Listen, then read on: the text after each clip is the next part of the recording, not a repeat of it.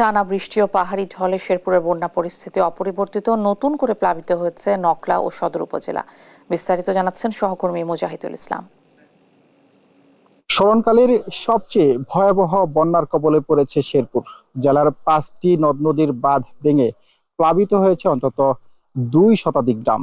এতে পানিবন্দী হয়ে পড়েছে লক্ষাধিক মানুষ। পানিবন্দী এ সকল মানুষের দেখা দিয়েছে নানা ধরনের দুর্ভোগ। গতকাল শেরপুরের নালিতাবাড়ী উপজেলায় একই গ্রামের আপন 2 ভাইয়ের মৃত্যুর ঘটনা ঘটেছে। এ নিয়ে এলাকায় শোকের মাতম পড়েছে। এ নিয়ে শেরপুর জেলায় 6 জনের মৃত্যুর খবর পাওয়া গিয়েছে। উজানে পানি কিছুটা কমলেও নিম্নাঞ্চলগুলো এই মুহূর্তে প্লাবিত হচ্ছে। গতকাল মধ্যরাত পর্যন্ত বৃষ্টি কম থাকলেও মধ্যরাত থেকে এখন পর্যন্ত টানা বৃষ্টির ফলে নতুন নতুন এলাকা প্লাবিত হওয়ায় এই এলাকায় দেখা দিয়েছে নানা ধরনের দুর্ভোগ। খাদ্য সামগ্রী সহ উদ্ধার তৎপরতা চালাচ্ছে শেরপুরের বিভিন্ন জায়গায় সেনাবাহিনী, দমকল বাহিনী, স্বেচ্ছাসেবক টিম এবং রেস্কিউ টিমের সদস্যরা। তবে শিশু, বৃদ্ধ এবং নারীরা সবচেয়ে বেশি দুর্ভোগে পড়েছে। গত কয়েকদিন কিন্তু চুলায় আগুন না জ্বলার কারণে খাদ্যের যে ঘাটতি, সেই ঘাটতিতে পড়তে হয়েছে এ সকল বন্যা কবলিত এলাকার মানুষদের। শেরপুরের নালিতাবাড়ী উপজেলার বেশ কয়েকটি নিম্নাঞ্চল এই মুহূর্তে প্লাবিত হওয়ায় এই এলাকায় দেখা দিয়েছে নানা ধরনের দুর্ভোগ।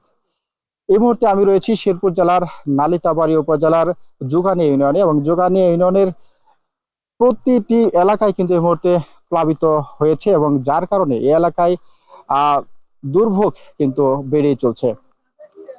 সেই সাথে আজ সকাল 7টায় সেনাপ্রধানের এই নালিতাবাড়ী এবং শেরপুরের যে বন্যা কবলিত এলাকা পরিদর্শনের কথা রয়েছিল, সেটিও কিন্তু বাতিলের ঘোষণা এসেছে। আমরা গণমাধ্যম কর্মীদের পক্ষ থেকে জানাতে চাই। আর সেই সাথে এই মুহূর্তে খাদ্য সামগ্রী সহ উদ্ধার তৎপরতা চালানোর জন্য যে সরঞ্জামাদি প্রয়োজন, সেগুলো কিন্তু অনেকটাই কম থাকার কারণে কিন্তু অনেকটাই ঘাটতি দেখা দিয়েছে এবং সেই সাথে সংকটে পড়েছে এলাকার বাসিন্দাদের। তাই খাদ্য সামগ্রী এবং উদ্ধার তৎপরতা চালাতে প্রয়োজনীয় সরঞ্জামাদি সহ এই এলাকার মানুষজনের পাশে দাঁড়ানোর আহ্বান বন্যা কবলিত এলাকার মানুষদের। এদিকে ভারী বর্ষণে ময়মনসিংহের হালুয়াঘাট, ধোবাউড়ায় আবারও বাড়ছে পানি। বন্যা পরিস্থিতির আরও অবনতির শঙ্কা। এ নিয়ে আরো জানাতে ময়মনসিংহ থেকে যুক্ত হচ্ছেন ইলিয়াস আহমেদ। ইলিয়াস, বন্যার সবশেষ পরিস্থিতি জানাবেন। গতকাল সন্ধ্যা থেকে মধ্যরাত পর্যন্ত ভারী বর্ষণ হয়েছে। এরপর থেকে কিন্তু টানা বৃষ্টিতে আবারও নতুন নতুন এলাকা প্লাবিত হয়েছে হালুয়াঘাট এবং ধোবাউড়া উপজেলায়।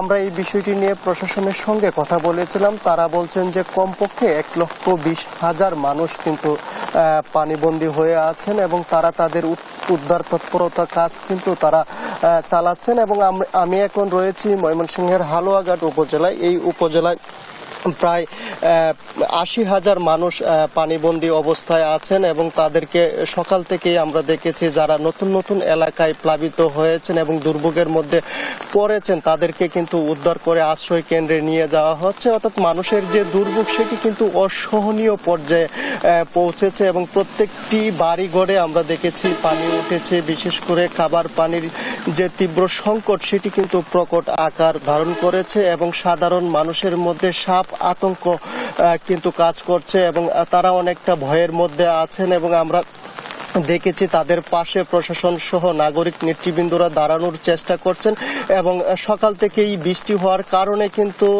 এই দুর্ভোগে পড়া মানুষগুলো কিন্তু তারা তাদের যে আশ্রয় কেন্দ্র, সেই আশ্রয় কেন্দ্র যেতেও কিন্তু তাদের ভোগান্তি পোহাতে হচ্ছে। বিশেষ করে বলা যায় যে এই 2 উপজেলায় কয়েক হাজার হেক্টর জমির ফসল কিন্তু নষ্ট হয়েছে এবং এই যে কৃষক যে আবাদটুকু করেছিল আসলে তারা তাদের সর্বোচ্চটুকু দিয়ে বিনিয়োগ করেছিল, সেই বিনিয়োগ সবটুকু এখন কিন্তু একেবারেই বিফলে গেছে। সেই বিষয়টি নিয়ে তারা অনেকটাই চিন্তিত এবং তারা বলছেন যে ক্ষতিগ্রস্ত এলাকা পরিদর্শন করে সরকার যদি তাদেরকে সহযোগিতা না করে তাহলে এই কৃষকরা কিন্তু ঘুরে দাঁড়াতে পারবেন না। বিশেষ করে মাছ চাষ এবং ধান, এই সবজি এই অঞ্চলে বেশি হয়ে থাকে এবং সেই বিষয়টি কিন্তু তারা দাবি জানিয়েছেন। আমরা কিছুক্ষণ আগেই কিন্তু ময়মনসিংহের বিভাগীয় কমিশনার এই ক্ষতিগ্রস্ত এলাকা হালুয়াঘাটে তিনি এসেছেন এবং বন্যা কবলিত মানুষগুলোর সাথে কথা বলার চেষ্টা করছেন এবং তাদের কি পরিমাণ ক্ষয়ক্ষতি হয়েছে, কে কি পরিমাণ কিভাবে ক্ষতিগ্রস্ত হয়েছেন তাদের তালিকা করার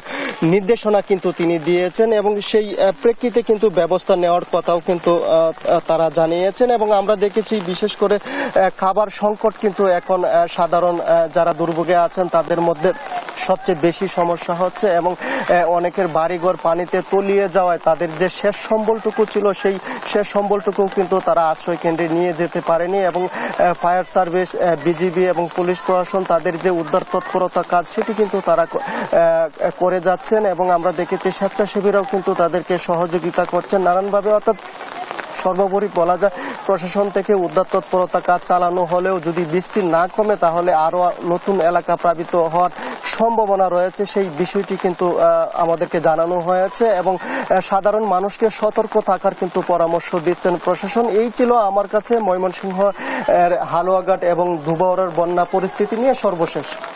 ইলিয়াস, অনেক ধন্যবাদ আপনাকে।